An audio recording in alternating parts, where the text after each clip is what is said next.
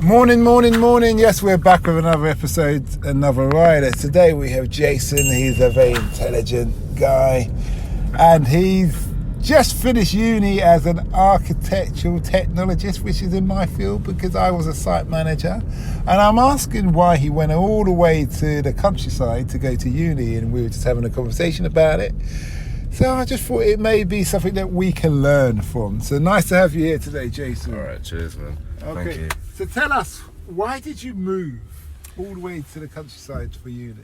Right, so at this point in time now, where of course I'm pretty young, so I was 18, turning 19. First thing that's coming to mind now is literally freedom. I'm thinking I want to get away from home. I want to experience life outside London, because realistically, like from obviously like being born to that point in time, that's all I knew. I never really went out of London like that. Didn't have to, had no reason to. And I've always wanted to like explore and, you know, like try on new ventures, and I thought this would be the perfect opportunity. Obviously I've always wanted to go to uni, and doing the research into it in terms of like what was good for my course, what was good for my subject. There was a lot more places that I saw outside of London as well at the time. When you say places, do you mean opportunities to study there? Yeah, so that may tell you something though, isn't it? Yeah, they're not on high demand. Yeah. Go on. It's true. It's true. Way to look at it. It's true. That is one way to look at it. But at that time, it's like I'm not considering that factor. More time now, I'm just thinking, yeah, I'm gonna be free. Did like, you consult your parents on this decision, moving? Of course. Like, I feel like they already knew the answer before I even came to them about uni. Because of course, like my mum was very much a big advocate for me going to uni. And what's your heritage? Congolese. Okay. Yeah. Become part of the East African Union. Yeah, man, repping.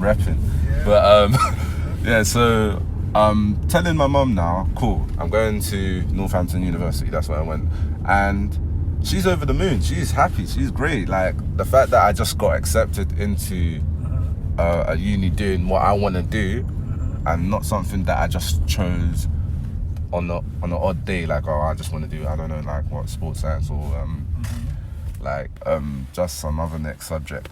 Like, she was happy for me, so she didn't really have anything bad to say, and I feel like she trusted me in a sense where I knew how to take care of myself and be alone. Of course, me leaving now, my departure, I still remember the first day now, like, it was proper emotional. My little sisters were crying, my mum was crying. You're the oldest? Yeah, I'm the oldest, yeah, so I was the first to, like, graduate.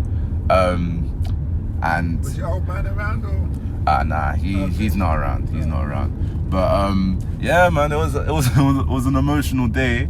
But looking back, like, I wouldn't have changed my decision, to be fair. I would have still came out. Is there anything you would have done different? Perhaps the way I invested my time and money, because again, when you're in that environment and, you know, there's no parents around or anyone around to really like tell you what to do or make sure you're not doing the bad thing or make sure that you're not doing anything that you shouldn't be doing, you're kind of just gonna like indulge in that freedom. And there may be some case scenarios where like you end up spending a bit recklessly and you end up spending time with the wrong crowd.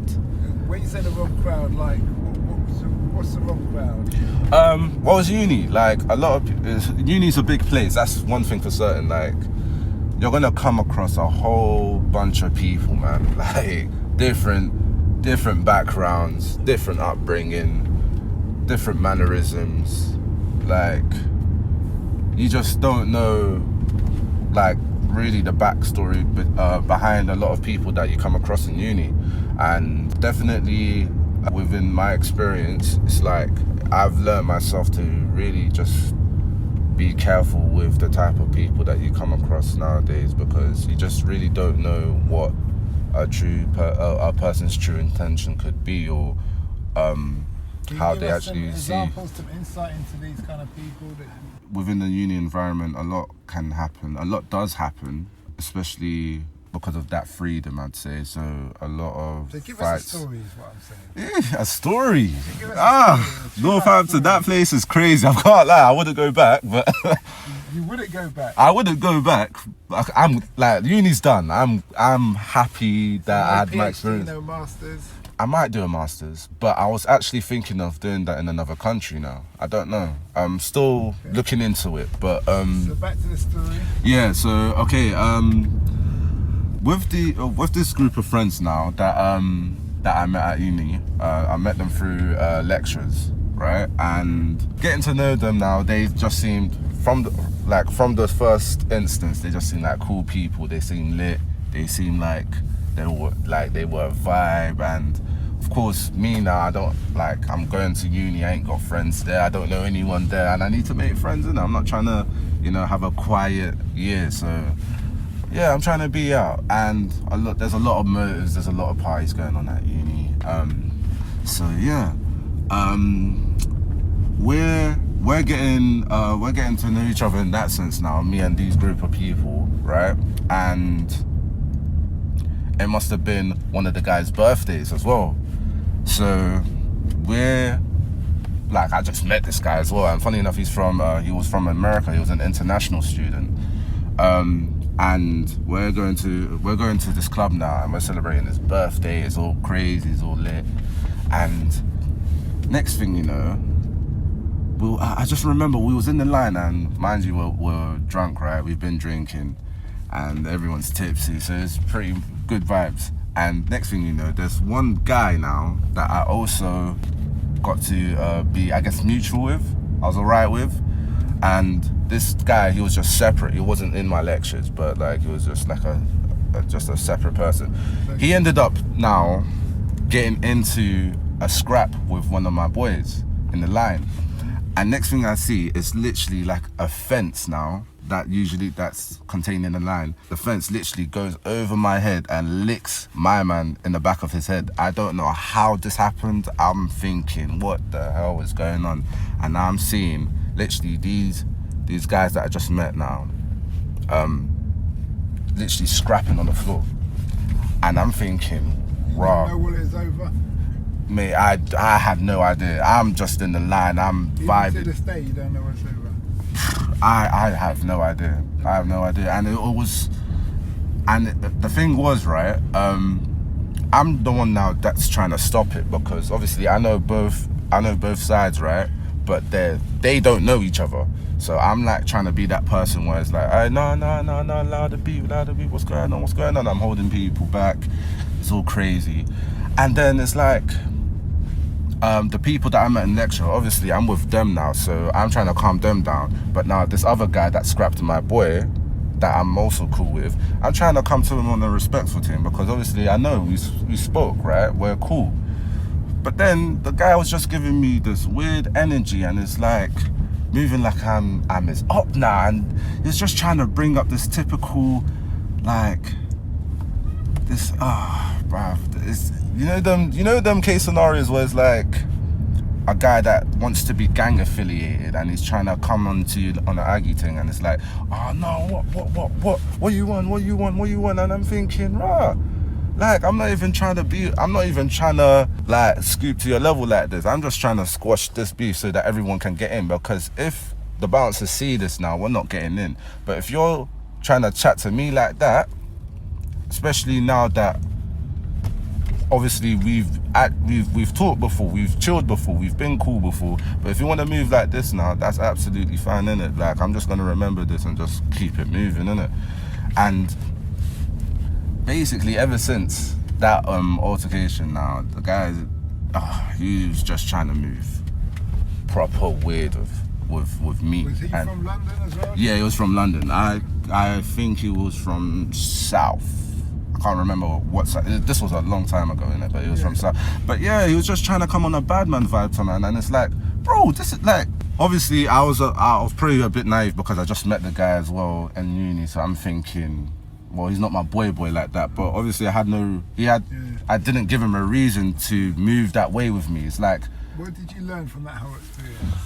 just not to be naive, I guess. People may be nice to you at first, but when situations do get dirty, you do really see true sides to people, especially when my intentions were pure and you can literally see me trying to just stop this because I'm in a place where I don't know what's going on. I don't understand how it escalated to this. But you're not trying to hear me now. You're not trying to... Oh, you said alcohol was involved. Yeah, alcohol was involved. But it's like, even when I'm drinking like that, because I'm not a drinker, it was just an occasion, innit? It's just like going out, we drink, yeah. But even in that sort of circumstance, it's like I'm still, I don't know, level-minded, and like I can still like control my actions. I can still think for myself. Obviously, I can't speak for everyone. Everyone's different in alcohol, so I can only assume it was just him, obviously, just being under the influence of alcohol as well. But so after that experience, how did you manage your social acquaintance? One thing is certain, I just made sure I didn't really find myself in them type of crowds where because there was a lot of people from London as well, so where guys just came to uni to do up this gang culture and trying to be uni to do that. Yeah, this guy's trying to be bad, that and sense. You see it though. That's the mad thing about it. It's evident. You see it. Guys just trying to do this, do that, and it's like, what's going on, man? When you say do this, do that, what do you mean? It's just dodgy stuff, really. Stuff that they would, I guess, be doing like back in London. Oh, what, selling drugs or things like that? Yeah, stuff like that. And it's just, again, like I said, you just meet a whole different bunch of people, right? It's just not my crowd, it's not my scene. I just made sure that the people that I chilled with were down to earth, they're sound-minded, and yeah, like, it's one of them ones where even when situations can get dirty or mad, because there's always gonna like come a time where there's an off day or an off situation or something that's just pretty. So you stayed in the uni in halls. Yeah. And how much was it? Very expensive? It was alright. For the maintenance loan that I was getting, it was alright. I would have liked to pay a lot less, but how much was it a month? Boy.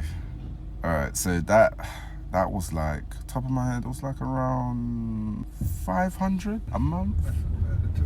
In the countryside. Yeah, bills included as well. Yeah, it was pretty alright. It was alright. I wouldn't say it was like detrimental to my bank account or anything like that, but I'd say for what I was getting, it was alright. Well, that's great. And just remind us, where can people find you? Right, so you could find me on Apple Music and Spotify. Again, it's called Jason's Corner. JASONSCORNER. You could follow me on Instagram. So that is JAAYY_MT.